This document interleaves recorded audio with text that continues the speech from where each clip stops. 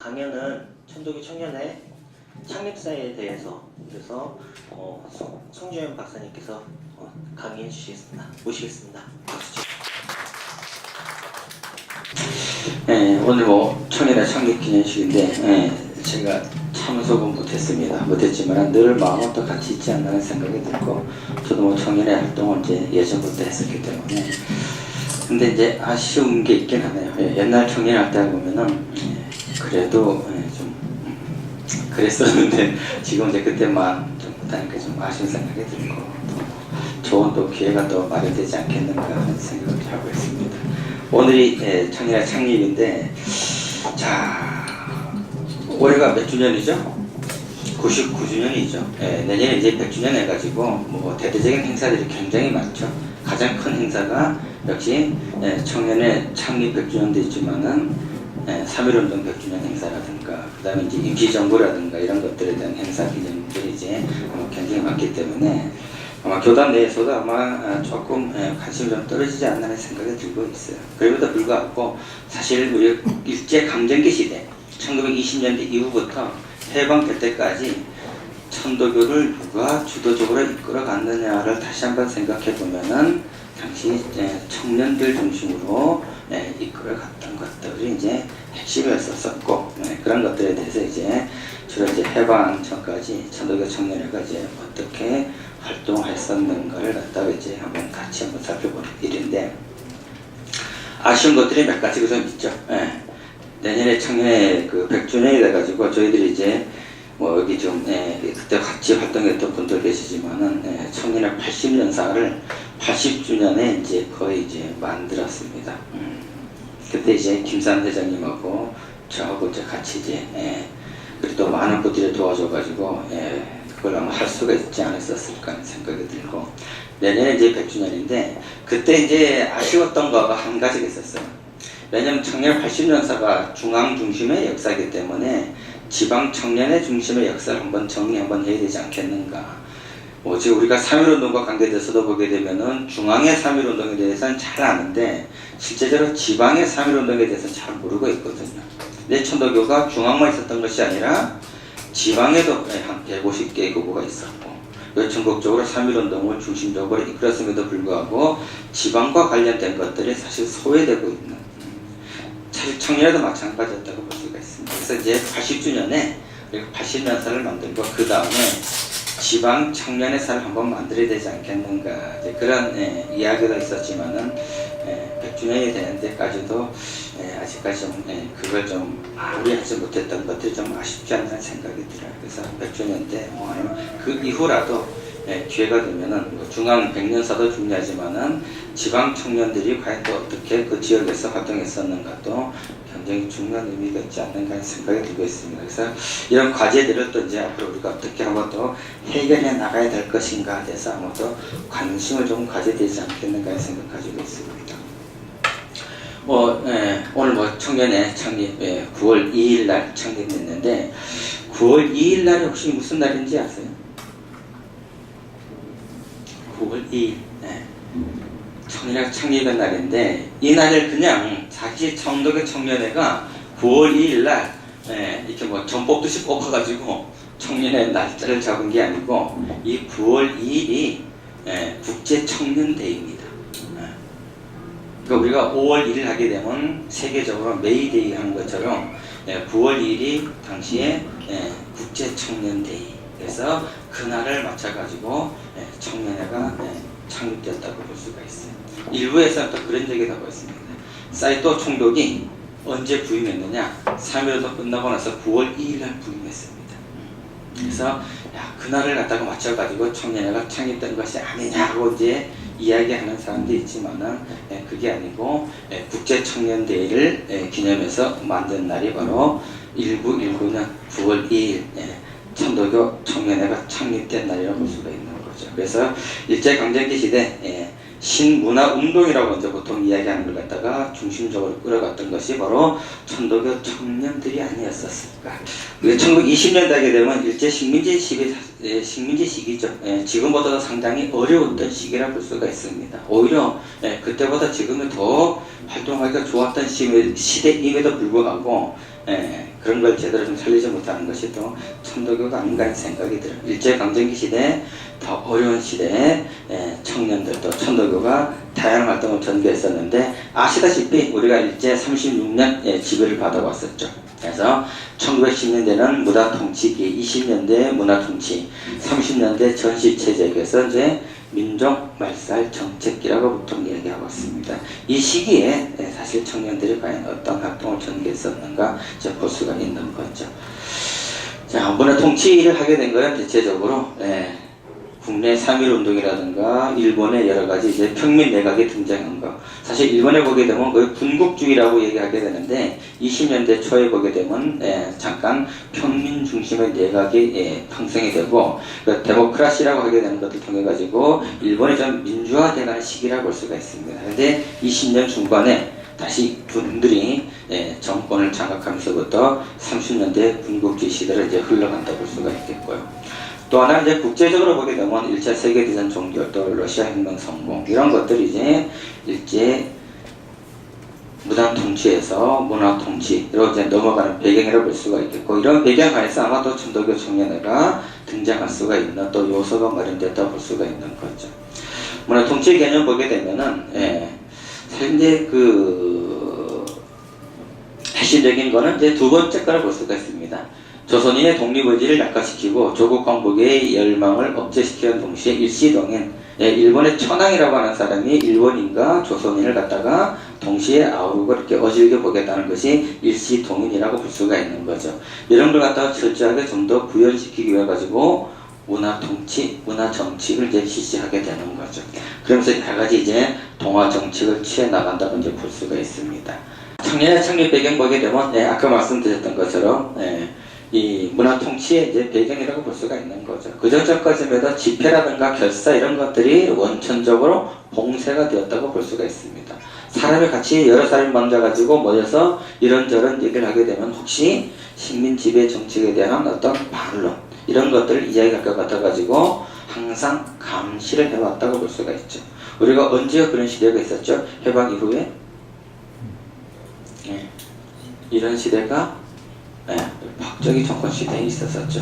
그래서 대통령을 갖다가 뭐라 그러기는 잡아가지고 유신 그 긴급조치 구호라든가 이런 걸 갖다가 씌워가지고 이제 옥살이도 하고 그랬었는데, 이런 것들이 사실 일제 강점기 시대에도 있었다고 볼 수가 있습니다. 그래서 이 시기에 보게 되면은 문화 통치기에 제한적이지만은 언론이라든가 집회라든가 결사 이런 것들이 좀 더 가능해졌다고 볼 수가 있는 거죠.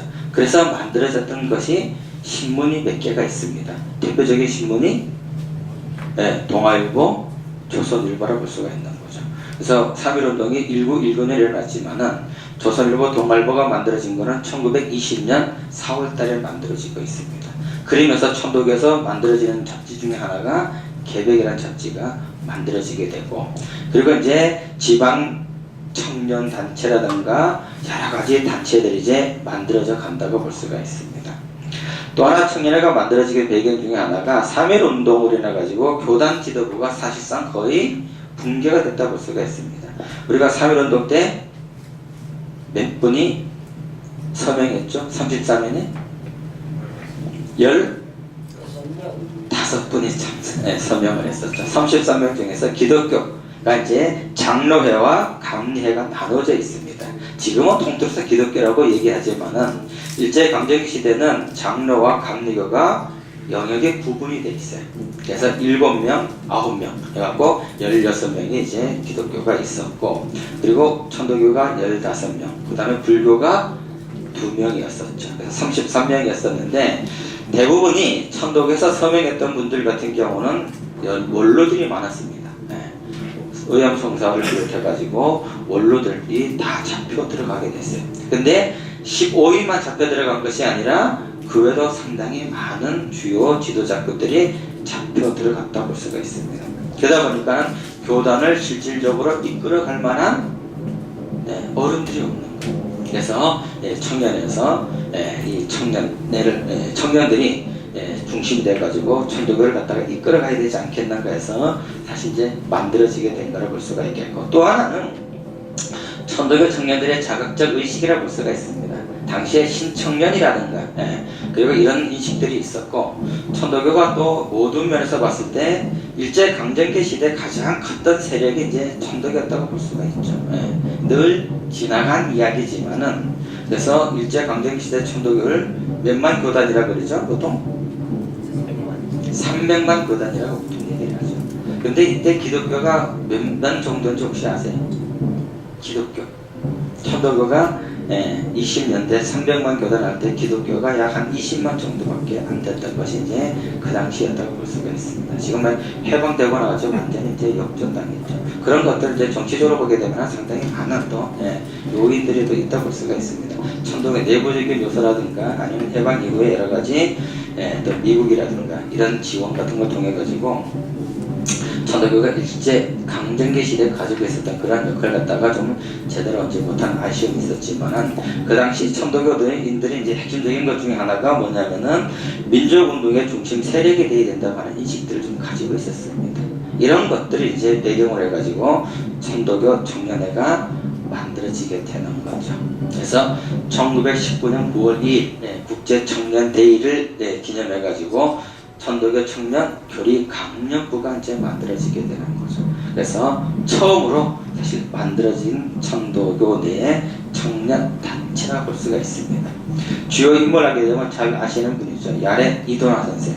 천도교 근대 최고의 교리 전문가라고 할 수가 있죠. 그래서 천도교 가지고 있는 동학 이념과 서양이 가지고 있는 근대 이념을 갖다가 재해석하려고 했던 분이 야렌 이도나 선생이라고 볼 수가 있는 거죠. 그래서 신인 철학이라든가 동학지 인생관이라든가 이런 걸 갖다가 저술해냈던 분이라고 볼 수가 있겠고, 그 다음에 이제 계시는 분이 김기전이라고 하는 분이죠. 김기전이 분은 사실 천도교 청년의 뿐만 아니라 일제강점기 시대 내내 천도교 중심 인물이었다고 볼 수가 있습니다. 보통 우리가 어린이 운동하게 되면 가장 대표적인 많이 떠오른 사람이 누구죠? 소파 방정환을 이야기 많이 하고 있죠. 근데 실질적으로 어린이 운동의 이론을 갖다가 정립한 인물은 소춘 김기전 선생이라고 얘기를 하고 있습니다. 북한 구성 출신이고 압록강에서 이제 근처에서 태어나신 분이고, 해방 후에 다시 북한으로 이제 가셨던 분이 이제 김기전 선생이죠. 그리고 차상찬 선생이라고 있습니다. 개벽을 창간해가지고 마지막까지 책임을 졌던 분이 차상찬이라는 이제 분이라고 있었고, 그리고 춘천 분입니다. 춘천에서 가장 대표적인 언론인으로 이제 조명받고 있는 분이 차상찬이라고 볼 수가 있겠고요. 그다음에 이제 박달성 이런 분들이 이제 핵심적인 인물이었다고 볼 수가 있죠. 그래서 초대 회장은 이제 정도준이라고 하는 분 이제 초대 회장이었습니다. 근데 이분의 활동은 많이 드러나지가 않아요. 초대 회장이었음에도 불구하고 오히려 김기전, 차상찬, 그 다음에 방정환 이런 인물보다 활동이 별로 이렇게 많지 않았던 인물이 바로 정도준이라고 볼 수가 있습니다. 자, 천도교 청년 단체가 처음에 교리 강령부로 만들어져 가지고 해체될 때까지 강령부란 이름으로 존재하지 않고 시대에 따라 가지고 다양의 명칭을 바꿔 불리게 되죠.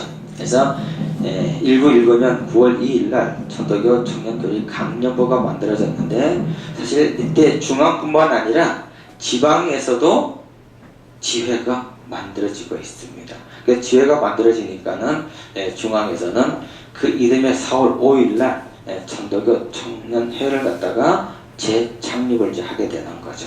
그리고 청년회가 다시 23년 9월 2일 날 창립 한 4주년을 만나가지고 천도교 청년당으로 바뀌고 있습니다. 근데 이 청년당이 1926년에 가가지고 우리 어르신들이 천도교가 분규가 일어나고 있습니다. 근데 분규라는 말을 잘 안 쓰려고 그래요. 그래서 분화라고 보통 이제 많이 쓰게 되는데, 어른들이 신파와 구파로 나눠지고 있습니다. 그러다 보니까 그 밑에 청년들도 신파와 구파로 나눠지게 되죠. 그래서 신파는 천도교 청년당이라 쓰게 되고, 구파는 천도교 청년동맹이라고 할 수가 있습니다. 그래서 각각 명칭을 활용을 하고 있죠. 근데 한 2, 3년 뒤에 어른들이 또 야 우리 한번 모여서 같이 또 잘 해봐야 되지 않겠나 그래서 같이 또 모이고 있습니다. 그러니까 청년 단체들도 역시 야 우리가 모이자 그래서 다시 또 모이게 되죠. 그러면서 천도교 청우당이라는 걸 이제 만들고 있습니다. 근데 이것도 오래 또 못 갔어요. 바로 1년 뒤에 어른들이 같이 모여갖고 우리 열심히 잘하자 해놓고는 또 마음에 안 드니까 또 다시 또 갈라지게 되는 거죠. 그래서 신파 구파 갈라지게 되니까는 신파는 역시 천도교 청년당을 쓰게 되고 구파는 다시 천도교 청년 동맹을 쓰고 있습니다. 근데 원래 구파에서는 천도교 청년 동맹이 아니라 천도교 동학당을 이름을 쓰려고 그랬어요. 천도교 동학당을 쓰려고 그랬었는데 일제 당국에서 동학당이라는 말 갖다가 쓰지 못하게 하고 있습니다. 그러니까 당시 그 단체 이름까지도 일제 식민지에서 당국에서 조종을 하거나 통제하거나 제대로 활용하지 못하게 하고 있습니다. 가장 대표적인 것이 뭐냐면은 1927년에 만들어지는 민족운동 단체를 할 수가 있는 신간회라고 하는 단체이죠. 원래 이 신간회는 신한회로 만들려고 했습니다.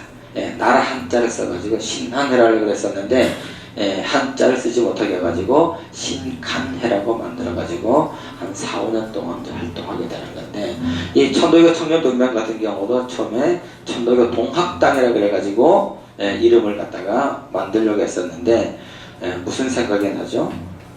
동학농민혁명, 동학당이라고 그때 이제 많이 불렀었기 때문에 그런 것들에 대한 이미지가 있어가지고 동학당 이름을 못 쓰게 하고 청년동맹으로 이제 쓰게 하고 있습니다. 그리고 나서 1939년쯤 와가지고 일제식민 전시체제기가 되면서 각각 해산을 하게 되는 거죠. 그래서 천도교 청년당은 신파에서 해산당하고 구파 같은 경우는 천도교 청년동맹이 언젠지는 모르지만은 30년대 중반쯤 오게 되면 천도교 청년회라는 이름을 다시 쓰고 있습니다. 그래서 이제 39년에 가서 이제 해산되는 것이 당시 천도교 청년의 어떤 전체적인 흐름이라 이제 볼 수가 있는 거죠. 옆에 이 사진이 하나 있는데 이 사진이 뭐냐면은 일제 식민 당국에서 천도교 청년당에 대한 정보 문서입니다. 천도교 청년당이 주의가 뭐고 그리고 개요가 언제 만들어져 가지고 어떤 사람이 주로 활동하게 되고 그리고 밑에 보게 되면은 주요 인물이 과연 누구였었는가 이런 것들이 나오죠. 조기관, 김응진, 정응봉, 강우 이런 분들이 30년대, 20년대 후반에 천도교 청년당의 핵심적인 인물이었다고 이제 볼 수가 있는 거죠. 그래서 늘 천도교는 사찰당했다고 볼 수가 있습니다. 자, 천도교 청년의 신문화운동, 당시 20년대 보게 되면 보통 문화운동이라고 보통 얘기를 많이 하고 있죠. 근데 천도교 같은 경우는 신자를 붙여갖고 신문화운동이라고 이야기를 하고 있습니다. 이건 천도교 가지고 있었는데 왜 생각하게 되면은 천도교 지금 기관지가 뭐죠? 천도교 기관지? 신인간이잖아요.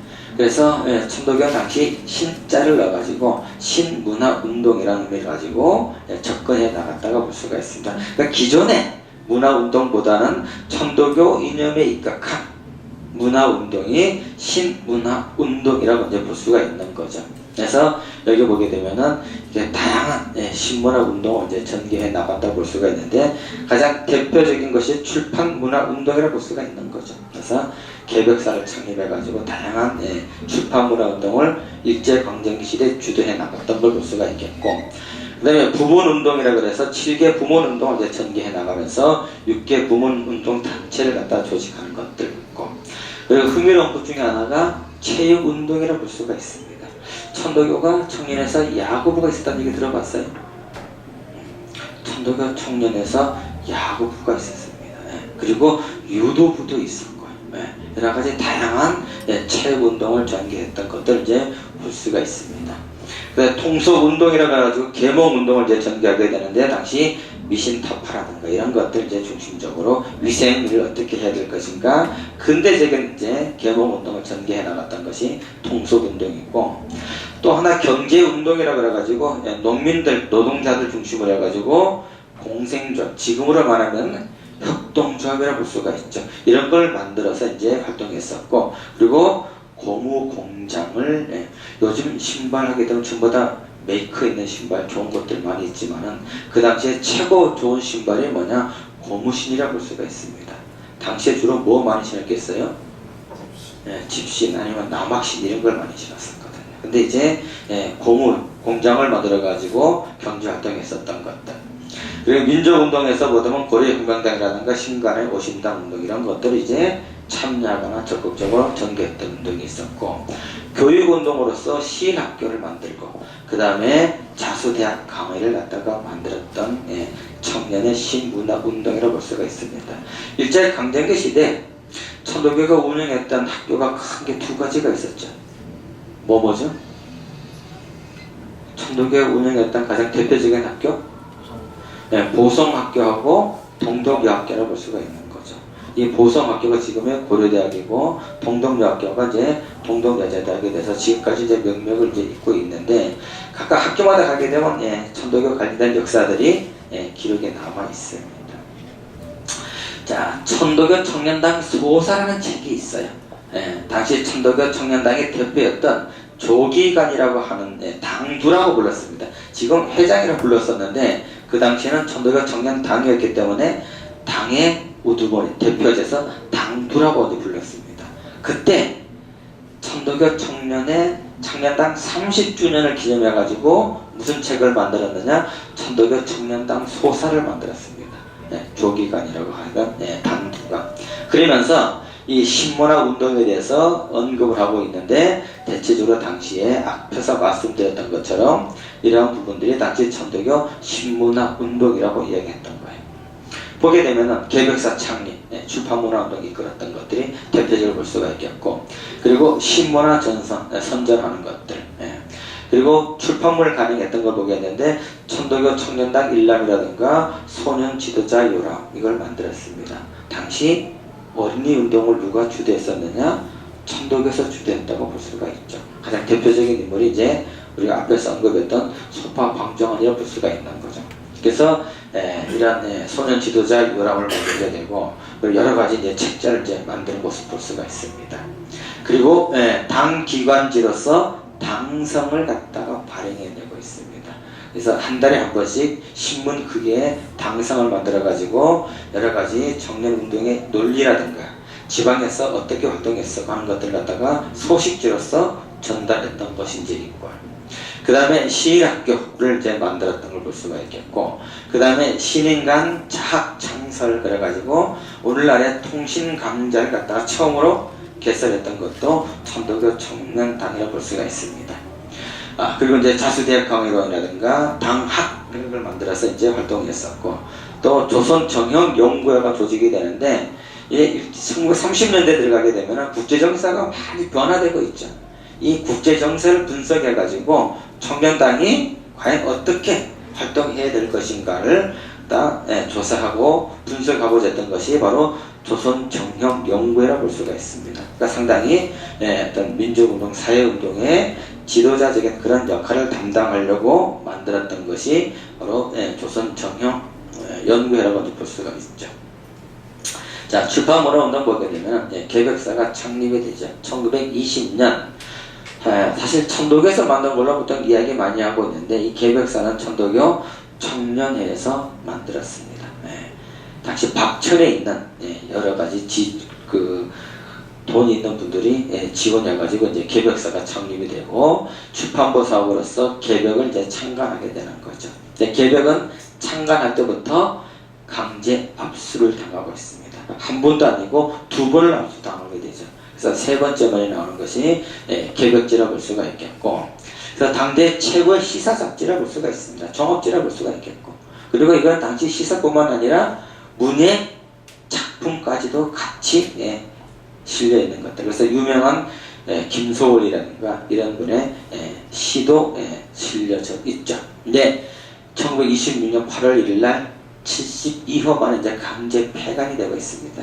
일제 시대 때 출판에 대해서 통제를 엄청 많이 해왔었는데 가장 많이 통제, 압수, 발행, 정지에 당했던 것이 바로 개벽이라고 하는 잡지라고 볼 수가 있는 거죠.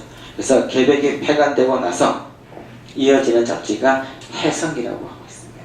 그리고 제1선이라는 잡지를 통해 가지고 30년대까지 어떤 종합지로서 역할을 담당해 나왔다는지 볼 수가 있는 거죠.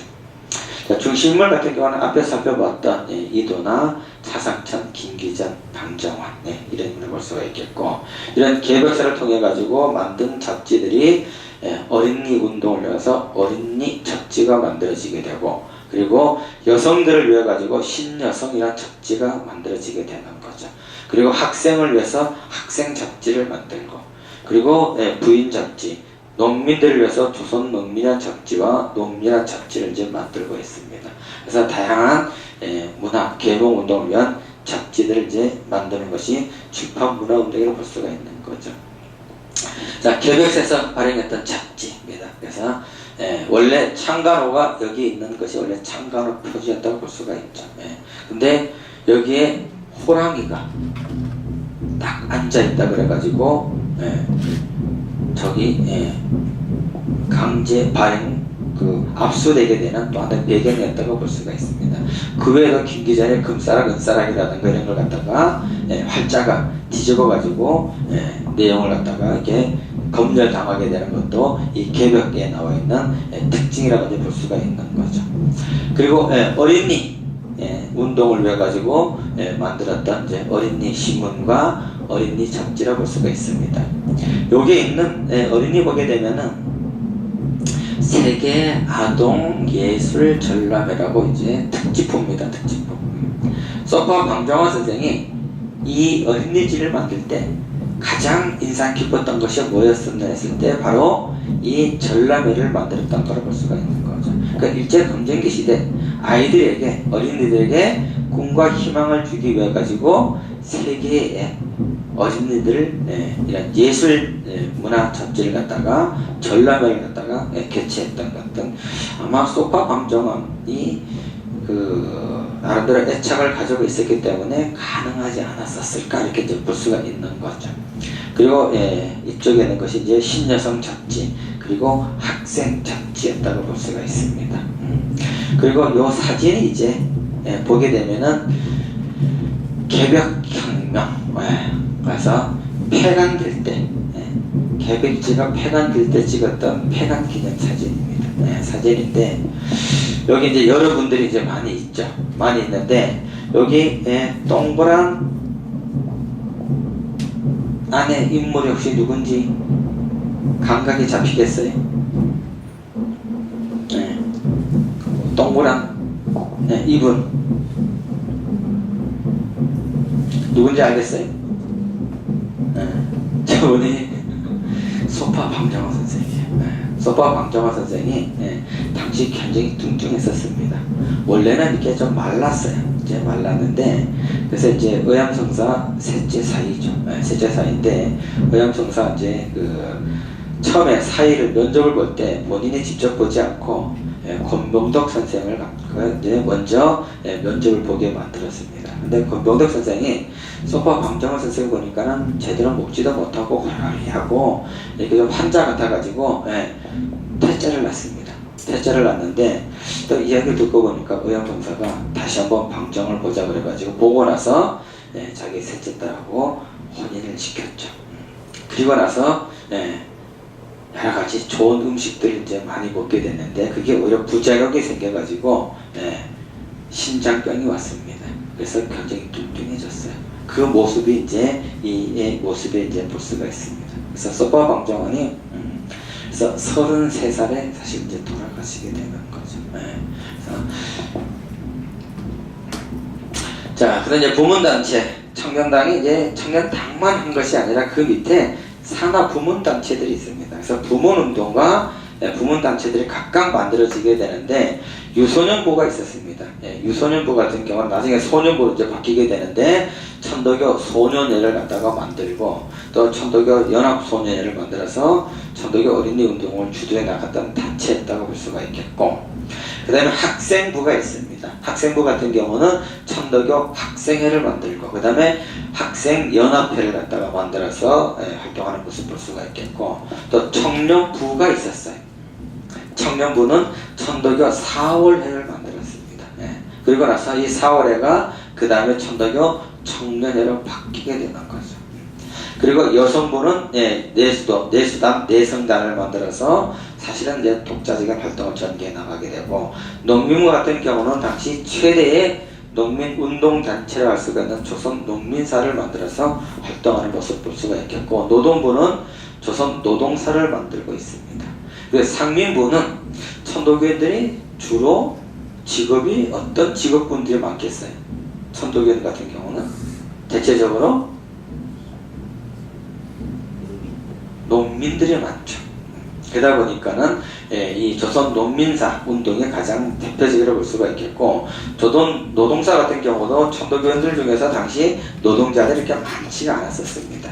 그래서 크게 활동을 하지 못했었지만은 노동사를 그래도 노동자들의 이익을 옹호하기 위해 가지고 노동사를 만들고, 천도교인들 중에서 상인들이 많지 않았던 것 같아요.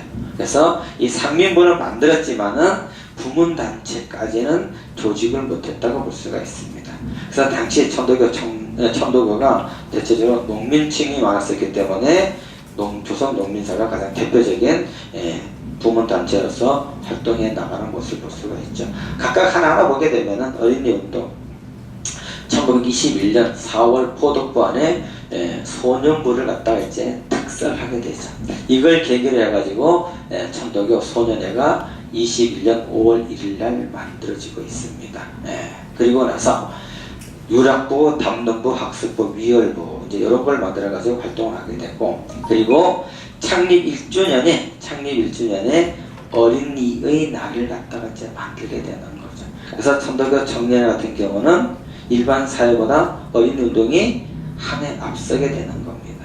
그래서 23년에 가가지고 이제 전국에 있는 서울 중심으로 있는 소년단체들이 모여가지고 새롭게 만드는 것이 어린이날이라고 이제 볼 수가 있는 거죠. 그래서 천도교는 어린이의 날이라 그래가지고 가장 먼저 어린이 운동을 이제 전개했던 그런 모습을 볼 수가 있습니다. 그래서 어린이 발간을 하게 되고, 그 당시까지만 해도 어린이들은 보통 어떻게 불렀었죠? 어린이들? 이 당시 책 혹시 본 적 있어요? 글들 보게 되면은 어린이라 부르지 않고 아해라고 불렀습니다. 아해. 상당히 이제 좀 더 천시하게 되는 그런 용어를 볼 수가 있어요. 그러니까 청년이라든가 장년이라든가 이런 나름대로 용어가 있었는데 아이들에게 붙여지는 이름은 사실 없었거든요. 그래서 이제 어린이를 갖다 쓰게 되면서 오늘날 쓰는 보편적인 용어로 바뀌어갔다 볼 수가 있는 거죠. 네, 일제강점기 시대 보게 되면은 민족운동 그림이 두 가지가 그러고 있습니다. 민족주의 계열과 사회주의 계열을 각각 나눠지고 있어요. 근데 초기 어린이운동 같은 경우는 천도교가 중심이었기 때문에 민족주의 성격을 가지고 있었습니다. 근데 사회주의, 공산주의 단체들이 중심으로 해서 무산 아동을 위해 가지고 만들었던 어린이운동 단체가 5월회라는 것이 만들어지고 있습니다. 이 5월회 같은 경우는 사회주의 계열에서 만들었던 어린이 운동 단체를 볼 수가 있는 거죠. 그래서 서로 각각 다른 양상을 통해 가지고 어린이 운동을 이제 전개해 나가는 모습을 볼 수가 있는데, 중심 인물은 아까 말씀드렸던 김기전 선생, 그리고 소파 방정환 선생이라고 이제 볼 수가 있겠고, 그 다음에 이정호 이런 분들이 이제 활동하게 되는 거죠. 소파 방정환하고 이 소총 김기전하고 일화가 굉장히 이제 많이 있는데, 지금은 뭐 그렇게 할 사람들이 없을 것 같아요. 대교당 앞에 보게 되면 정문이 지금 있죠.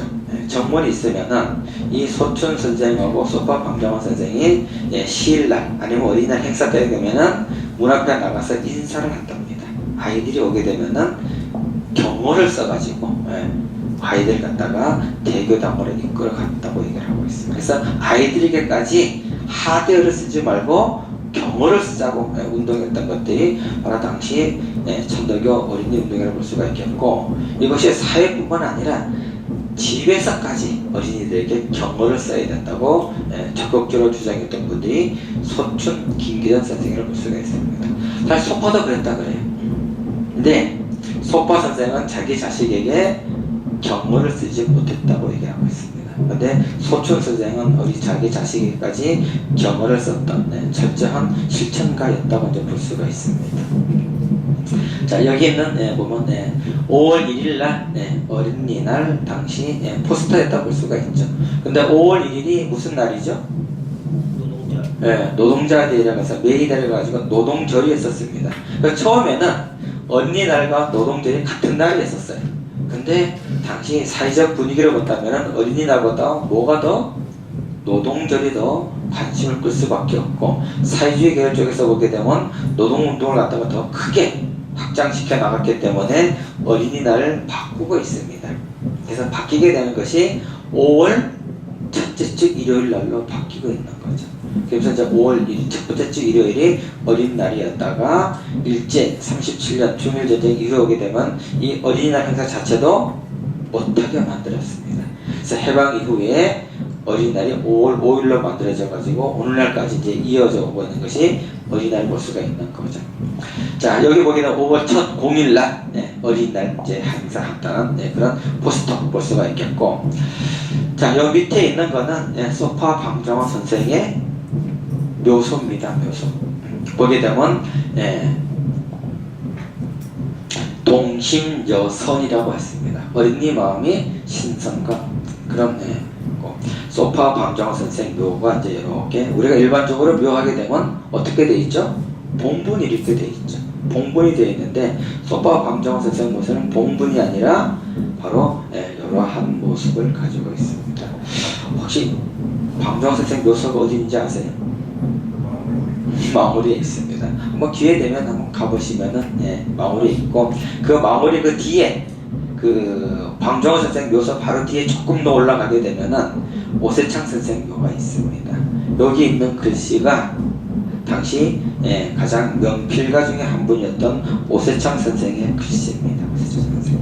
그래서 돌아가셨을 때 이렇게 묘비 글씨도 쓰셨고, 그리고 돌아가시고 나서 바로 그 뒤에서 석박 방정호 선생님이 같이 함께 마무리에 이제 계십니다. 자, 요건 혹시 보신 분 있어요? 독립기념관 가보셨어요? 독립기념관을 가보게 되면은 바로 이 어록비가 있습니다. 소파 방정호 선생이 어린이에게 드리는 글을 해가지고 보냈었는데, 당시 그 어린이날 행사 때 천도교 청년에서 뭘 했냐면은 자동차에다가 어린이 운동을 해야 되는 선전비라를 갖다가 뿌리고, 그리고 뭘 하려고 그랬냐면 비행기를 동원해가지고 서울 하늘에서 선전지를 갖다가 배포하려고 했었습니다. 근데 일제 조선 종로 경찰서에서 비행기를 이용해갖고는 못하게 해서 그냥 자동차만 이용해가지고 어린이들 아니면 어버이 애들에게 드리는 걸 갖다가 전국적으로 뿌렸던 대대적인 기사가 당시 동아일보에 이제 있는 걸 볼 수가 있는데, 천도교 청년회에서 어린이 운동을 대대적으로 전개했던 그런 모습이 이제 가장 큰 활동이 아니었었는가 이렇게 볼 수가 있는 거죠. 그다음 학생의 활동인데, 학생의 활동이 청년당 산하에 있었던 학생운동이라고 볼 수가 있습니다. 그래서 중앙과 지방 당부에 천도교 학생회가 이제 만들어지게 되는데, 뭐 서울뿐만 아니라 지방에 이렇게 만들어지게 되는 거죠. 그래서 천도교 학생은 경성 26년에 만들어지고 평양에서도 만들어지게 되고, 대부분 천도교가 당시에 어디에 많이 있었어요? 남쪽보다 북쪽에 많이 있었습니다. 함경도와 평안도 지역에 많이 있었기 때문에 이 지역에서 평양, 안주, 진남포, 함흥, 신의적, 정주, 선천 전부 다 이북한 지역을 볼 수가 있겠고, 그리고 도쿄, 일본에서도 학생부가 유학 같은 학생들 중심으로 해가지고 학생부가 만들어지게 되고, 또 천도교가 국내만 있었던 것이 아니라 해외까지 있었습니다. 해외 만주에 있었는데, 용정이 당시 만주의 독립운동의 산실이라고 볼 수가 있습니다. 여기에도 천도교 용정 학생회가 만들어져 가지고 활동하게 되는 모습을 볼 수가 있겠고, 주요 활동 보게 되면 뭐 토론회, 강연회, 동아대, 뭐 웅변대 이런 것들이 이제 당시 했던 활동을 볼 수가 있습니다. 이게 신문 기사가 한 3개 정도 있죠. 그래서 여기 청년 학생회가 만들어져 가지고 활동하게 되는 신문 기사들이 있고, 그리고 천도교 학생회에서 대토론회를 봄에 각 학교 학생들을 중심으로 해가지고 대토론을 갖다가 개최하게 되는 그런 광고를 해서 하는 거 볼 수가 있겠고, 자 동경에서 학생회 중심으로 해가지고 축구 대회를 갖다가 개최하게 되는 이런 모습들을 볼 수가 있습니다. 그래서 다양한 학생들의 활동들을 우리가 이제 한번 살펴볼 수가 있죠. 자 그리고 이제 간도에서 만주죠. 용정에서 웅변대회라든가 원산에서도 웅변대회 하는 모습들 이제 이런 것들이 이제 당시 학생의 기사들 같은 경우가 신문 기사를 통해 가지고 이렇게 보도가 됐던 그런 모습을 볼 수가 있습니다. 청년 운동이죠. 청년 운동. 이 청년당뿐만 아니라 그 산하의 청년들 중심으로 해가지고 청년 운동을 전개하게 되는데 사실은 중앙보다는 평양에서 가장 먼저 만들어졌습니다. 그래서 그 당시는 청년회가 아니라 4월회라고 만들어졌습니다. 왜 4월회라고 그랬을 것 같아요? 왜 4월회? 천도교가 언제 만들어졌어요? 4월 5일 날, 그래서 아마 4월회라고 아마 이름을 붙였던 것 같아서 청년들 중심으로 해가지고 지방에서 먼저 4월회가 만들어지게 되고, 그래서 서울서 4월회 연합회가 만들고 31년에 가서 천도교 청년회라 이제 명칭을 변경시켜가서 이제 활동하는 모습 볼 수가 있습니다. 근데 특징 중에 하나가 체육부가 항상 들어가 있어요. 그 당시 이제 운동과 관련된 여러 가지 활동을 대대적으로 전개했던 모습을 볼 수가 있습니다. 그래서 천도교 4월회가 평양에서 이제 처음으로 이제 만들어지게 되는 이런 활동 모습들. 운양시라고 해가지고 이거는 의주입니다. 의주에 있는 운양이라고 하게 되는 마을이 있는데 거기에서 이제 4월에 청년회 만들어서 활동하는 모습 볼 수가 있겠고, 4월에 대표대회 이런 걸 개최하게 되는데 흥미로운 건 이런 것들이 있어요. 여기 되면 조직제 변경에 관한 건 그래가지고 이게 아마 4월에서 청년회로 이제 바뀌게 되는 거라 볼 수가 있겠고, 또 재밌는 용어가 있습니다. 수운주의라고 있죠. 수운주의. 예전에 천도교 어떤 이념화시키는 사회 공산주의 하는 것처럼 천도교도 주의화를 많이 했습니다. 이념화를 만드는데 그 이념화시켰던 용어가 바로 수운주의라고 볼 수가 있는 거죠. 요걸 다른 말로 쓰게 되면 뭐죠? 인내천주의라고 이제 썼던 겁니다. 그래서 이제 인내천주의 또는 수운주의 해가지고 당시 천도교를 이념화시키려고 했던 것들을 이제 볼 수가 있고, 이제 과학적 수양에 관한 것들 이런 것들이 이제 핵심적인 내용이었던 모습을 볼 수가 있습니다. 자 여성운동 같은 경우는 사실 우리가 여성회가 언제 만들어졌느냐, 중앙에서 만들어진 것이 아니라 실제적으로 평양에서 가장 먼저 만들어지고 있습니다. 그래서 여기 보게 되면 신문 기사가 하나 있죠. 천도교 여자 청년회가 만들어지게 되는데 평양에서 이제 만들어지고 있습니다. 그리고 또 하나 순천에서도 전라남도 순천이 아니라 평안북도 순천입니다. 그 순천에서 보게 되면 청년의 여자 강습회 이런 것들이 이제 활동하게 되죠. 이게 지방에서 만들어지게 되니까 서울 중앙에서도 천도교 여성단체가 이제 만들어지게 되는 것이 1924년 4월 5일 날 천도교 예수단이 만들어지게 되는 거죠. 근데 이날이 천일 기념일이기 때문에 여성회에서는 기념 행사를 언제 하죠? 3월 25일 날 이제 맞춰가지고 보통 이제 기념식을 이제 전개하게 되는 걸 볼 수가 있습니다. 여기 이제 포덕부, 음악부를 만들어가지고 노래와 관련된 이런 개몽 운동을 이제 전개했던 그런 모습을 볼 수가 있겠고, 전국에 한 8,000명 정도 있었고, 부인야학이라는 거 문명 퇴치, 그 다음에 미신 타파 운동 이런 것도 다 이제 전개해 나가는 모습을 볼 수가 있겠고, 중심 인물 같은 경우는 뭐 손광화, 의암성사의 따님이죠. 따님이고, 그 다음에 주옥경, 누구죠? 의암성사 사모님이 되시고, 그 다음에 김우경 최대 선생 내수도라 볼 수가 있습니다. 그래서 이런 분을 중심으로 해가지고 전개됐었는데, 여기도 보게 되면 천도교 여성단체도 10파, 9파와 갈라지게 되니까는 청년과 마찬가지로 이름들을 각각 바뀌게 되는 모습을 볼 수가 있습니다. 그래서 내성단 또는 부인의 천도교 여성이어가지고 오늘날까지 이제 이어져 오는 것이 여성의 흐름이라고 볼 수가 있죠. 자, 천도교 청년당에서 가장 의욕적으로 활동했던 것이 농민부원 농민운동이라고 볼 수가 있습니다. 그래서 천도교 신자들의 주요 계층이 농민들이었었죠. 예, 농민들. 그래서 이제 이런 농민운동을 전개하게 되는데 흥미로운 기록이 있어요. 누가 이제 신문 기자가 기사를 썼는데 선천하게 되면은 기독교에서는 한국의 예루살렘이라고 얘기하는 곳이 선천입니다. 기독교 세력이 가장 강성했던 곳 중에 하나였어요. 근데 도시는 주로 기독교세가 셌었고 농촌 밖으로 나가게 되면 천도교세가 더 컸다고 하는 것이 선천이었다고 볼 수가 있습니다. 그래서 기독교는 우리 전체적으로 봤을 때 가장 중요한 도시 중에 하나가 평양과 선천이라고 볼 수가 있습니다. 또 하나가 원산이라고 이제 보는 거죠. 그래서 기독교가 가장 컸던 지방은 평양, 선천, 원산 이런 지역이라고 볼 수가 있습니다. 그래서 평양 같은 경우는 천도교 평양교구가 있었지만은 사실 기독교에 좀 많이 위축되는 활동을 볼 수가. 선천 같은 경우는 좀 다른 모습을 볼 수가 있습니다. 원산 같은 경우도 보면은 천도교 활동보다는 기독교 활동이 월등히 많았던 데가 원산이었다고 볼 수가 있습니다. 지역마다 조금씩 다른 양상들을 볼 수가 있습니다. 근데 단천 같은 경우 보면은 또 천도교가 또 가장 강성했던 지역이라고 볼 수가 있겠고, 기독교 하게 되면은 좀 마을로부터 좀 이렇게 배척당하게 되는 그런 요소들이 또 이 단천 같은 지역에서 있었다 볼 수가 있는 거죠. 그래서 마을 전체가 전부 다 천도교인이 있던 마을들이 굉장히 많았다고 볼 수가 있습니다.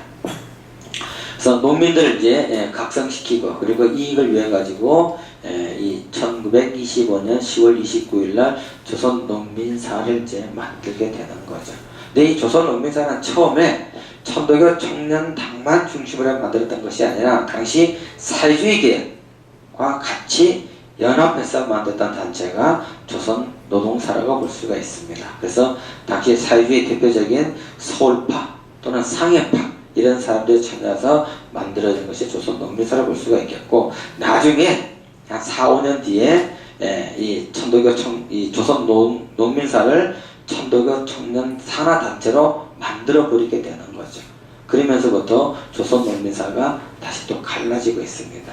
그러니까 조선농민사는 천도교 청년 당 안에 부문단체로 들어오게 되고, 당시 이성환이라고 그래가지고 조선농민사 이사장이었던 사람들은 이게 받아들일 수가 없다고 해가지고 별도로 전 조선농민사람 단체를 만들어서 활동하게 되는 모습을 볼 수가 있습니다. 근데 이성환 같은 경우는 천도교 교인이었습니다. 그럼에도 불구하고 당시 천도교에서 의사결정을 따르지 않았던 그런 인물의 하나였다고 볼 수가 있는 거죠.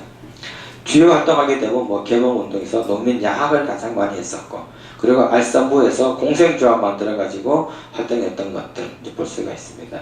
주요 인물 이성환, 박달성, 박사진 뭐 이런 인물들이었었고, 밑에 있는 국기열, 김준현, 박찬희 이런 인물 같은 경우는 주로 사회주의계에서 활동했던 인물들이라고 볼 수가 있습니다. 그리고 월간지 조선농민이 갖다 창간하게 되는데 바로 이 창간호입니다. 조선농민 창간호라고 볼 수가 있었겠고, 그리고 이제 서항리 농민사가 중앙뿐만 아니라 지방의 마을 4다리까지 농민사를 만들어가지고 활동하게 되는 것을 볼 수가 있는데, 이건 맹산에 있는 평북 맹산에 있는 서항리 농민사에서 야학 땅을 갖다가 만들어가지고 농민들 갖다가 교육시키게 되는 그런 운동을 전개했던 것이 가장 대표적이라고 볼 수가 있는 거죠. 그러면서 공생조합 만들고 그 다음에 공작계 만들어가지고 활동하게 되는 모습이 조선농민사 모습이라고 볼 수가 있습니다.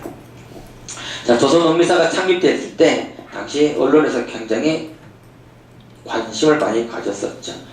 그래서 농촌 계몽을 목적으로 조선농민사가 조직되었었다. 그래서 이제 동아일보 25년 10월 2일 날 났던 신문 기사입니다. 그리고 이 조선농민사가 만들어졌다고 이제 알려지게 되니까 지방에서 자유종이라고 그래가지고 기구하는 원고입니다.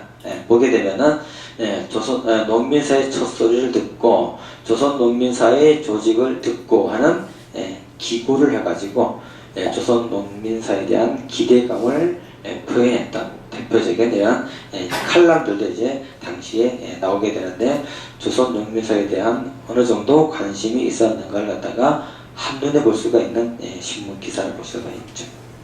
자, 노동부와 노동운동 하게 되는데 이건 원산 파업이라고 있었습니다. 당시 사회주의 운동 쪽에서 가장 핵심적으로 전개했던 운동이 노동운동이었다고 볼 수가 있습니다. 왜냐?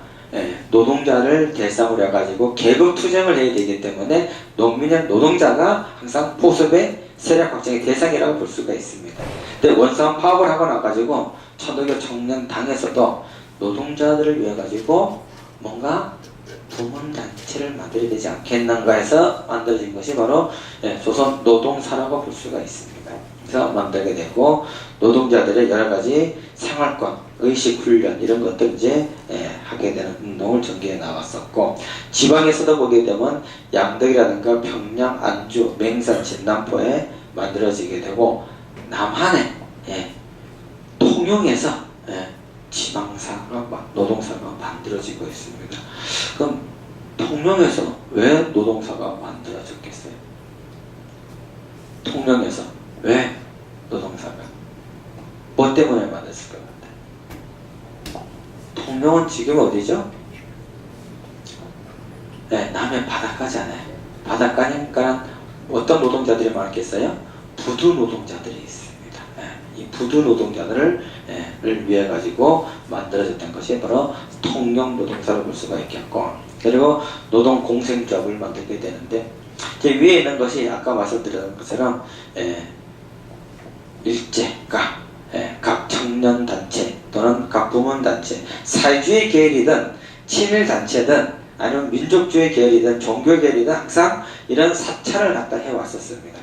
정보를 수집해 가지고 언제든지 자기들이 활용을 해야 했었기 때문에 조선 노동사에 대해서도 언제 만들어지게 되고 그리고 어떠한 내용들을 활동하고 있었는가 그리고 주소지가 어디고 언제 만들어졌고 그리고 어떤 인물들이 중심적으로 활동하고 있었는가 이런 것들 갖다가 늘 파악하고 있는 겁니다. 이건 천도교 청년당뿐만 아니라 조선 농민사도 있었고 학생회도 있었고 관련 단체들을 이렇게 만들어서 활동하는 모습을 볼 수가 있는 거죠.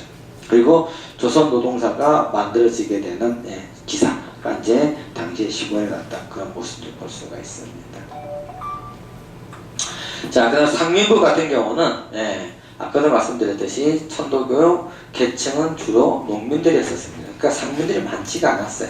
다만 상민들의 이익이라든가 이런 걸 위해 가지고 나름대로 이제 활동을 해야 되지 않겠는가 해서 상민가 만들어졌었는데 실제적으로는 그렇게 많은 활동이 없었던 것이 바로 상민부였다고 볼 수가 있습니다. 이제 이런 것들이 이제 당시 활동했던 그런 모습 볼 수가 있겠고요. 자, 청년회에서 아까 말씀드렸듯이 체육부가 있었습니다. 체육부가 있었는데 여러 가지 체육 활동을 이제 전개하게 되는 거죠. 보게 되면은 천도교 청년회 야구단이 만들어져 가지고 활동하게 되는 모습. 예전에 YMCA라는 영화 혹시 봤어요? YMCA 영화가 뭐죠? 그게? 야구입니다. 기독교 청년회에서 우리나라 야구를 갖다 다 했던 것처럼 영화화 만든 것이 YMCA라는 영화인데 자, 거기에 대해서 이제 천도교 관련된 것들은 거의 나오지가 않거든요. 근데 당시 천도교 청년회에서도 야구부를 만들어 가지고 활동했던 그런 모습을 볼 수가 있겠고 그리고 운동단을 갖다가 신설해서 활동하는 것들 그리고 천도교와 송도 고등학교와 야구했다는 이런 기록들도 나와 있습니다. 그래서 이러한 체육 강습회라든가 보건운동이라든가 체육사상 그리고 정말체조라고 이제 보급하고 있습니다. 정말체조는 유럽에 있는 하나의 나라에서 청년들이 했던 체조라 볼 수가 있는데 지금은 뭐 보건체조예요. 보건체조. 근데 정말이라는 나라가 어느 나라일까요? 너무 잘 알아. 덴마크입니다. 덴마크. 덴마크가 정말이라고 이제 당시 한자로 표현했던 겁니다. 그래서 이 나라에서 있었던 체조를 갖다 받아들여 가지고 정말 체조를 갖다가 보급했던 대표적인 보건체제를 볼 수가 있는 거죠. 그래서 야구부도 만들고 검도부도 만들고 수영부, 체육, 축구부, 유도부 이런 걸 만들어 가지고 당시에 활동했던 모습을 볼 수가 있습니다. 그래서 천도교가 야구를 했는데 졌어요. 11대 1로 참패를 당했다고 하게 되는 신문 기사가 크게 이렇게 나는 모습 볼 수가 있습니다. 그러니까 당시 이제 YMCA 아까 봤던 이제 그 고등학교 학생들 중심으로 해갖고 이제 야구부가 이제 전국적으로 몇 개 만들어지게 되는데 이런 야구 어떤 기사들 이제 쭉 이제 볼 수가 있는 거죠. 그래서 경기 상세하게까지 이렇게 다 나와 있습니다. 천도교 청년 그리고 여기는 동경에서 유학생 중심으로 만들어졌던 야구 팀이라고 볼 수가 있습니다. 그래서 이 유학생 중심들이 11점을 내고 천도교 청년단은 2점밖에 못 내서 이제 졌던 기사 이렇게 나와 있고요. 당시 선수들이 누구였는지 되게 파악이 되고 있습니다. 이게 투수가 누구고, 그다음에 야수가 누구고, 일루수 누구고. 그리고 이제 제 동경 기독교 청년의 야구단 원정 왔을 때 이제 했던 그런 신문 기사. 지금 프로야구 홍보하는 것처럼 당시에 신문에다가 그냥 광고를 하게 되는 거죠. 야구 경기 보러 오라고. 이제 여기에 보게 되면 이제 천도교 청년회와 희문고등학교가 같이 야구하는 그런 이제 경기 모습 볼 수가 있습니다. 그리고 정말 체조 강습회라 그래가지고 보건체조 강습회하게 되는데 바로 이와 같은 정말 체조 보급하는 모습입니다. 그래서 당시 천도교뿐만 아니라 기독교에서도 정말 체조를 같이 보급했던 그런 모습을 볼 수가 있습니다. 자, 통속운동이라고 볼 수가 있는데 계몽운동이죠. 그래서 미신타파 운동이라든가 이런 것들 하게 되는데 가장 흥미로운 것 중에 하나가 이제 이런 것도 있죠. 조혼 폐지 운동, 매매혼 폐지, 도박 금지 이런 것도 이제 했던 모습을 볼 수가 있겠고, 흥미로운 것 중에 하나가 염색을 어떻게 해야 되고 단발을 해야 되고 이런 것들도 이제 당시 청년당에서 했던 운동들도 볼 수가 있습니다. 그리고 여기 보게 되면 이제 주로 정월보름이라든가 단오 추석 이런 걸 이용해 가지고 이제 하게 되는데 답교 다리 밟기 운동이죠. 다리. 그리고 완월해는 뭔지 알겠어요? 완월해? 달맞이 운동입니다. 달맞이 해 이런 것들. 보름달 보기 운동. 그 다음에 각키놀이라고는 많이 알죠. 각키. 우리나라의 민속 운동입니다. 씨름. 씨름은 당시 한자로 각키라 썼어요. 그래서 각키 이런 것들이 이제 있었고, 그리고 이제 야유에 이제 가는 것들, 그리고 공동 우물수선. 지금은 뭐 집안에 보면 수도가 있어갖고 물꼭지 트게 되면 촥촥촥 나오지만 옛날에 전부 뭐였어요? 두레방으로 풀게 되는 공동 우물을 썼기 때문에 이게 잘못하게 되면 전염병이 돌 수가 있습니다. 그래서 이런 것들 갖다가 깨끗하게 하게 되는 그런 운동 이제 전개해 나가는 모습 볼 수가 있는 거죠. 그래서 이 천도교 의주 비현이라고 하는 데서 위생 강연 같은 걸 이제 전개해 나가는 걸 볼 수가 있겠고, 그리고 천도교 맹산에서 생활 개선을 위해 가지고 문명 퇴치라든가 위신 타파 운동을 전개해 나가고 있는 이런 통속 운동을 이제 전개하는 모습을 볼 수가 있습니다. 그래서 이런 것들은 청년에서도 하게 되지만 신인간이라든가 이런 잡지를 통해 가지고 특히 여성 잡지를 통해 가지고 농민 잡지 통해 가지고 어떻게 해야 될 것인가, 김치 어떻게 담그고 염색 어떻게 하고 아이를 갖다가 어떻게 기르고 이런 것까지도 했었던 것이 통속운동이었다고 볼 수가 있습니다. 다음은 경제운동인데 농민들은 가장 핵심적인 것은 자장농이라고 볼 수가 있죠. 자기 땅을 가지고 농사 가장 목적이라고 볼 수가 있습니다. 그래서 이런 자장농 그리고 또는 남의 땅을 빌리게 되는 소장농 이런 농민들을 위해 가지고 생활을 갖다 조금 더 윤택하게 만들려고 했던 것 중에 하나가 천도교가 가지고 있는 농민 경제 운동이라고 볼 수가 있습니다. 그래서 사회주의 같은 경우는 계급 투쟁의 어떤 그런 쪽에서 농민 운동을 전개해 나갔다 그러면은 천도교 청년회에서는 농민들의 실제적 이익을 위해 가지고 전개해 나갔던 것이 바로 이 농민 운동이라고 볼 수가 있습니다. 차이가 나는 게 뭐냐면은 그래서 농민을 위해 가지고 만들었던 경제기관이 바로 공생조합이라고 볼 수가 있습니다. 근데 사회주의 운동 같은 경우는 공생주의 운동이 별로 많지가 않아요. 왜냐하면 투쟁적이고 이런 걸 통해 가지고 이익을 획득하려고 했었기 때문에 접근 방법이 좀 달랐다고 볼 수가 있습니다. 그래서 이 사회주의하고 천도교하고 상당히 대립적인 관계가 많이 있었어요. 왜냐하면 같이 농민들을 자신들의 어떤 그런 세를 확장해 나가는 공동의 어떤 그런 계층이 있었기 때문에 사회주의와 천도교 같은 경우는 이런 대립적인 구도가 상당히 좀 많았다고 볼 수가 있는 거죠. 그래서 이런 알선부를 만들고 그 다음에 공생조합을 만들고 이런 신용조합까지도 했던 것들. 이발부 같은 경우 만들어가서 이용부 만들어가지고 당시 단발 하는 그런 걸 갖다가 이제 하게 된 모습 볼 수가 있는 거죠. 그래서 각 지방에 공생조합들이 이제 만들어지게 되고 그리고 평양에 고무 공장을 만들어 가지고 보급하려고 했던 그런 것들이 이제 이 경제운동의 가장 상징적이고 대표적인 것을 볼 수가 있습니다. 그래서 당시 신문 기사 보게 되면은 이런 이발관을 갖다가 이제 이용한다든가 공생조합에서 그리고 구성 농민공생조합에서 생산부를 신설해가지고 농민들이 갖다가 기계를 사가지고 공동으로 갖다 이용하게 되는 오늘날 농촌 가게 되는 거 굉장히 많죠. 기계 같은 경우 뭐 농협이라든가 이런 데서 사가지고 공동으로 이용하게 하는 것들인데 이런 것들이 이제 당시 청년에서 했던 것들이 볼 수가 있겠고 그리고 농민공생조합 관서지역 평안도 지역에서 연합회를 갖다가 이제 만들어가지고 물건을 싸게 사와가지고 농민들에게 보급하게 되는 그런 운동을 이제 전개해 나가고 있는 거죠. 그리고 씨앗 같은 경우도 좋은 것들 싸게 사갖고 와가지고 농민들에게 보급하고 하게 되는 이런 것들이 당시 청년회에서 운동했던 농민운동이라고 이제 볼 수가 있습니다. 자, 마지막으로 이제 가장 중요한 것 중에 하나가 민족운동가 청년단체라고 이제 볼 수가 있습니다. 천도교 총리 같은 경우는 워낙 조직이 컸었기 때문에 300만 교단이었기 때문에 조직이 하나로 운영되어 있는 데는 상당히 난제점이 좀 많다고 볼 수가 있습니다. 그리고 각각 생각과 사고가 다르다는 거죠.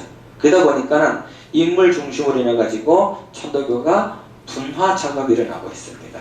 그래서 첫 번째 3.1운동 이후에 분화가 일어나는 것이 동학사를 썼던 대표적인 인물 오지영이라고 하는 인물이 있죠. 오지영을 중심으로 해갖고 천도교 연합회가 만들어지고 있습니다. 그러니까 천도교는 지금까지도 중앙집권제죠. 근데 중앙집권제를 할 것이 아니라 연합회를 만들어가지고 개별적인 공동 대표적인 그러니까 지방에 있는 교구들이 서로 각각의 대표가 돼가지고 연합회를 만들어서 활동해야 된다는 것이 바로 이 연합회 운동이라고 볼 수가 있습니다. 근데 여기에는 상당히 사회주의 요소가 많이 들어가 있어요.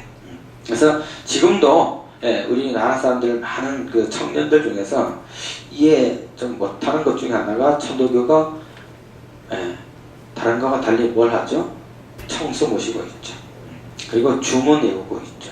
그리고 수련하고 그리고 또 뭐가 있죠? 영국 이런 거 있죠. 종교이기 때문에 이거가 전부 다 뭐다? 미신이라는 겁니다. 그래서 이걸 갖다가 없애자고 주장하면서 천도교를 갖다가 새롭게 개혁하고자 했던 것이 진보적인 정도 사회주의 영향을 받아가지고 만들었던 단체가 천도교 연합회라고 볼 수가 있습니다. 이 천도교 연합회 같은 경우는 그 산하단체에 천도교 유신청년회를 만들었어요. 유신청년회. 그리고 이 연합회 같은 경우는 민족운동선에서 보게 되면 무장투쟁론을 가장 적극적으로 전개했던 천도교 단체 하나였다고 볼 수가 있습니다. 그래서 이 연합회 같은 경우는 고려혁명당을 만들게 되는 거죠. 그래서 고려혁명당을 만드는데 정의부라고 하게 되는 만주에 있었던 무장운동단체와 그리고 형평사라고 있습니다. 지금은 뭐 그렇지가 않지만은 옛날 백정이라 그래가지고 차별을 많이 받아왔어요. 얼마 전에도 저기 안녕하세요 작년인가 재작년에 봤었는데 여자친구가 이제 남자친구를 여자가 이제 남자친구를 자기 부모에게 소개시키기 위해 가지고 이제 자리를 같이 한번 만들었어요. 소개시켜주는데 사람이 괜찮다 그래가지고 소개를 시켰는데 어머니가 물어보죠. 자네 직업이 뭔가? 정육점 운영하고 있습니다. 그랬더니 깃방망이를 때리면서 자기 딸하고 헤어지라고. 이게 지금까지도 남아있어요. 사실은. 우리가 이런 그 차별이 없다고 하지만은 여전히 그런 인식들이 좀 남아있어요. 저 같은 경우도 백정은 아니지만은 저희 아버지가 탄광촌에서 광고 생활을 오래 하시다가 퇴직하고 나서 정육점을 했습니다. 한 10몇 년 정육점을 했어요. 근데 아마 그 정육점을 계속했으면 좀 돈을 좀 벌었을 것 같아요. 예. 근데 제가 물어봤어요. 우리 어머니에게. 아니 왜 정육점 그만뒀습니까? 그랬더니 자식들 장가 못 갈까봐. 이게 80년대, 90년대 이야기거든요. 지금도 나이 드신 분들은 여전히 그런 인식들이 잠재적으로 갖고 있습니다. 그래서 특히 이제 여성들이 남자 친구들 정육점 운동한다거나 아니면 이제 그러한 그 백장의 자손이라 그러게 되면은 지금도 반대를 많이 하고 있습니다. 그런데 달라진 게 하나가 있죠. 연예인이라 그러면 쌍수를 들고 환영을 할 수 있을 겁니다. 근데 옛날에는 반대 많이 했었죠.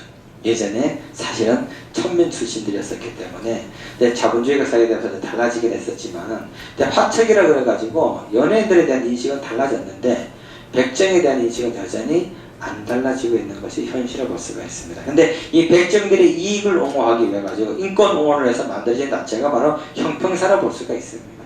근데 이 형평사에는 당시 천도교 청년들도 굉장히 많이 참여하는 모습을 볼 수가 있습니다. 그래서 이 형평사와 정의부와 천도교 연합회가 같이 무장단체를 만들었던 것이 만주에서 고려혁명당이라고 볼 수가 있습니다. 그래서 이 민족운동 요소에서 본다면 상당히 무장투쟁론을 적극적으로 전개했던 천도교 유신청년회가 있었고, 두 번째는 천도교 청년당이죠.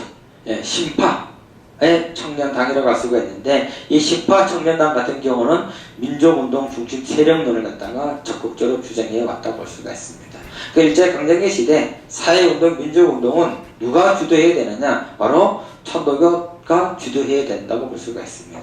이거는 사실 인적, 물적 자원이 천도교 신파가 가지고 있었기 때문에 가능했다고 볼 수가 있습니다. 그러니까 전국에 천도교 청년당 지회가 100개 이상 됐다고 볼 수가 있겠고, 그리고 함경도와 평안도를 중심으로 해가지고 천도교 신파 조직이 굉장히 왕성했다고 이제 볼 수가 있습니다. 당시 신간회가 전국의 지회가 약 한 150개 정도, 회원이 약 한 4만 명 정도였다고 얘기를 하고 있습니다. 근데 이 신간회는 단일단체가 아니에요. 연합회가 만들어진 단체였다고 볼 수가 있습니다. 근데 천도교 청년당이 해산될 때 1939년인데 이때 전국의 지회가 약 150개 정도 있었고 당원이 약 한 4만 명 정도가 있었습니다. 그 일제강점기 시대 단일 조직으로서 가장 컸던 것이 천도교 청년당이라고 볼 수가 있죠. 그렇기 때문에 독자적인 민족운동을 전개할 수가 있었고, 그 민족운동의 중심이 됐던 것이 우리가 앞에 살펴봤던 7개 구문운동이라고 볼 수가 있습니다. 사실 어린이운동이 그사 청년회에서 가장 열성적으로 했던 농민운동 같은 경우도 대표적인 거라고 볼 수가 있는 거죠. 이런 운동을 전개해 나갔다 볼 수가 있겠고, 자, 구파 같은 경우는 천도교 청년동맹이죠. 이 천도교 청년동맹 같은 경우는 신파보다 세력이 좀 더 약했었습니다. 천도교 구파의 흐름을 보게 되면 대체적으로 황해도, 경기도, 그리고 호남, 그리고 충청도, 이 일대가 이제 대체적으로 이제 호남 구파의 세력권이라고 볼 수가 있는데, 신파보다는 좀 더 세력도 약하고 인물도 적고 그리고 경제력도 적다 보니까는 독자적인 운동보다는 연합 전선 운동론을 갖다가 주장을 하게 되는 거죠. 그러면서 여기 있는 신간회 천도교 청년동맹과 사회주의 계열이 갖다가 연합해서 만든 단체가 바로 신간회라고 볼 수가 있습니다. 통일 전선을 갖다가 이제 취해 나가는 것을 볼 수가 있겠고, 그리고 우리가 알고 있는 60만세 운동이라든가 이런 데서 이 천도교 구파가 적극적으로 이제 참여하게 되는 그런 모습을 이제 볼 수가 있는 거죠. 그리고 이제 흥미로운 것 중에 하나가 천도교 신파와 관련돼서 했던 것 중에 1937년에 대대적인 사건 하나가 생기고 있습니다.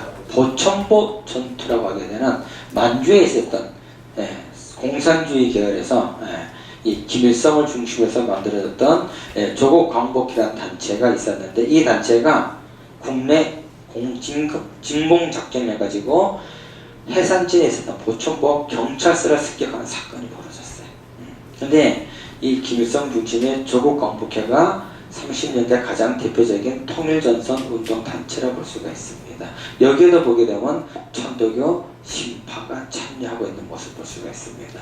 당시 천도교는 대체적으로 30년대 중반 넘어가게 되면서 일제협력과 관련된 것들이 굉장히 많아요. 뭐 대표적인 인물이 여러분이 알고 있는 것처럼 누구죠?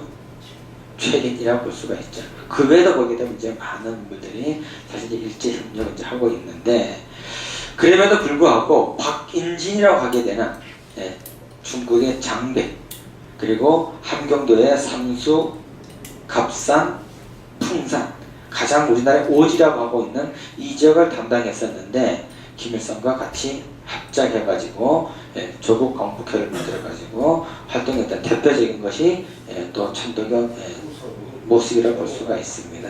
그러니까 천도교는 일제강점기 시대 내에 뭐 20년에 천도교 청년회가 창립이 돼가지고 39년 해산될 때까지 실제적으로 천도교를 중심적으로 이끌어왔다고 볼 수가 있겠고, 아까 1923년에 천도교 청년당이 만들어지면서 내세웠던 것 중에 하나가 뭐냐게 되면 이당치교입니다.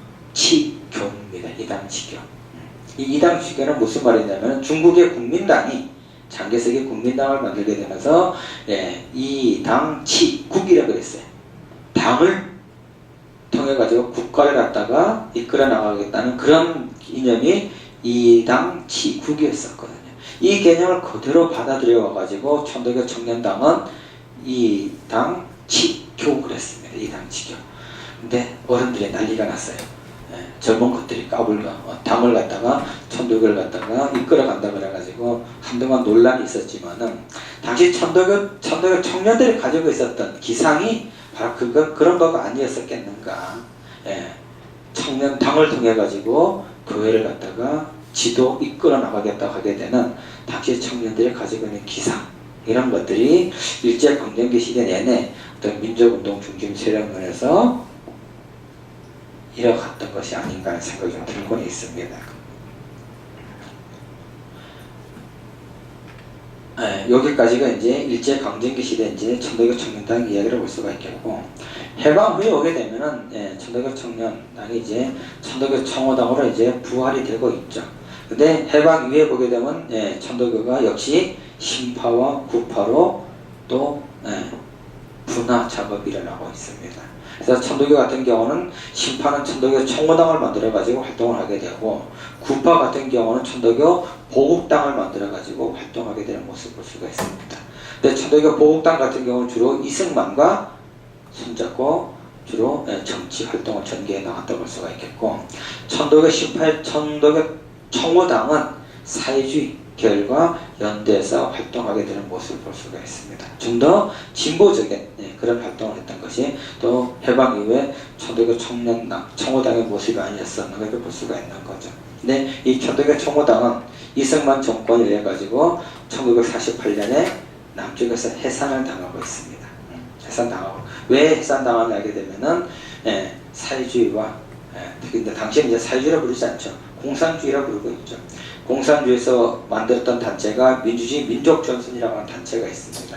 이 단체와 사실 연대해서 같이 활동하게 되거든가는 이승만 정권에서는 상당히 불편한 관계라고 볼 수가 있어요. 그래서 천도교 청호당을 해체시키게 되고, 당시 천도교 청호당의 대표를 맡았던 김병재 같은 경우는 북한으로 가가지고 북한에 있었던 천도교 청호당과 합당을 하게 되면서 북한의 천도교 청년당이 지금까지 이제 유지되어 온다고 볼 수가 있습니다. 이 천도교 해방 이후에 46년에 천도교 청호당이 부활이 되고, 그 밑에 다시 천도교 청년회가 또 만들어지고 있습니다. 그러니까 해방 이후에 보게 되면은 일제강점기 시대 청년들 모습과 해방 후의 청년들의 모습은 좀 다른 모습을 볼 수가 있어요. 그런데 이 청년의 모습은 그 이후에 60년대, 70년대, 80년대 오게 되면서 여전히 신구의 영향이라든가, 그리고 어른들에 의해 가지고 청년회가 해체됐다가 다시 만들어지고 부활되고 하는 것들이 반복되는 모습을 볼 수가 있습니다. 그러면서 오늘날까지 아마 청년회가 100년의 역사를 가져오고 있지 않겠는가. 이제 그러면서 우리가 처음에 천도교 청년교회 강령부가 만들어지게 되고, 그리고 천도교 청년회, 청년당, 청년동맹, 그리고 이제 청호당이 만들어지고, 또 해방 후에 다시 청호당이 부활되고 청년회가 만들어지고, 천오번의 부활을 거치는 이러한 과정을 통해서 좀 더 진전되고 이러한 모습들을 좀 더 사회적으로 이끌어갔으면 하는 생각들이 이제 늘 있는데 예전같이 좀 못하죠. 이거는 뭐 천도교 청년의 문제가 아닙니다. 사실 천도교 전체의 문제라고 볼 수가 있는 거죠. 천도교 자체가 사회와 같이 맞물려 짝해서 나갔을 때 저는 천도교가 역사적으로 봤을 때 가장 융성한 시대가 아니었었는가 그렇게 생각을 하고 있습니다. 사회와 동떨어진 종교는 저는 종교로서의 책임, 역할이 못한다고 볼 수가 있는 거죠. 그러면서 본다면은 우리가 최근에 들어서 이제 많이 모델되는 것 중에 하나가 원불교가 아닌가 하는 생각이 들어요. 원불교 같은 경우는 특히 다른 지금의 뭐 한국사에서 보게 되면 옛날엔 6대 종단 그랬는데 요즘 6대 종단은 안 그러죠. 뭐라 그러죠? 4대 종단 그러면서 기독교, 천주교, 불교 그 다음에 원불교 이렇게 얘기를 하고 있거든요. 근데 예전엔 그렇지 않았었는데 천도교가 그래도 중심이었었는데 해방 후에도 나름대로 역할을 했었는데 사실 박정희 정권 들어오면서부터 특히 유신이라든가 이런 것에 대해서 적극적으로 지지하고 그리고 북한에서 월남했던 천도교를 중심으로 하다 보니까는 좀 더 보수화돼가고 이런 것들이 오늘날 천도교 모습이 아닐까 하는 생각이 들어요. 그래서 원래 우리 천도교가 가지고 있는 사회개혁적인 것들 그리고 좀 더 진보적이고 좀 더 이념적인 이런 것들이 천도교 본 모습이 아니었었는가 그리고 이런 것들을 실천해왔던 분들이 우리의 선배들이 아니었었는가 하는 생각이 좀 들고 있는 거죠. 그래서 뭐 이거는 뭐 청년의 자체가 문제가 아니라 천도교 전체가 같이 한번 고민해 봐야 되고 그리고 또 한 사람이 모든 걸 다 할 수가 있는 사회가 이제 아니죠. 분업화 시대에 되다 보니까는 뭐 운동하는 사람 운동가로서 또 이론을 담당하는 사람 이론가로서 이런 것들이 서로 다르져서 역할 분담을 해나가면서 천도교가 사회적인 책임감을 좀 가지고 가야 되지 않겠는가. 그러다 보면 청년에도 자연적으로 활성화될 수가 있는 모습을 볼 수가 있습니다. 근데 지금의 청년에는 중앙총보로부터 사실 버림받은 자식처럼 취급되고 있는 것이 청년회가 아닌가 생각합니다. 한때 또 청년회하고 중앙총보하고 서로 대립적인 관계도 적지 않이 많이 있었습니다. 이런 것들을 좀 더 발전적인 모습을 변화시키고 천도교 중앙총보가 청년을 통해 가지고 어떻게 사회적 역할을 할 수가 있는가. 교단이 못하게 되면 부문단체를 통해 가지고 해나간다고 볼 수가 있거든요. 일제강점기 시대가 바로 그런 시대였다고 볼 수가 있습니다. 네, 이런 걸 천도교 청년회를 잘 활용, 뭐 나쁘게 하면 모르겠지만은 활용하면은 천도교가 좀 더 발전할 수 있는 기회가 많지 않겠는가. 그러면서 앞으로 또 청년회가 예전에 또 선배들 했던 거 보면 어떻게 또 한번 해 나가야 될 것인가 하는 과제가 또 하나 마련되지 않겠는가 하는 생각을 가지고 있습니다. 그래서 1시간 이내에 끝나려고 했었는데 조금 넘었습니다. 그래서 여기서 마치도록 하겠습니다. 감사합니다.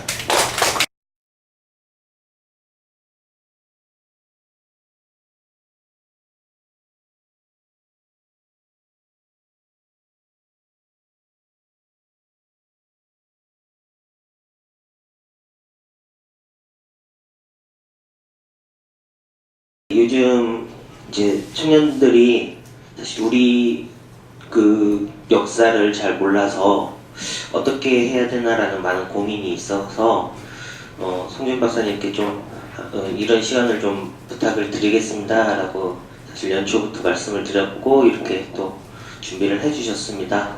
다시 한번 뜨거운 박수 부탁드리겠습니다.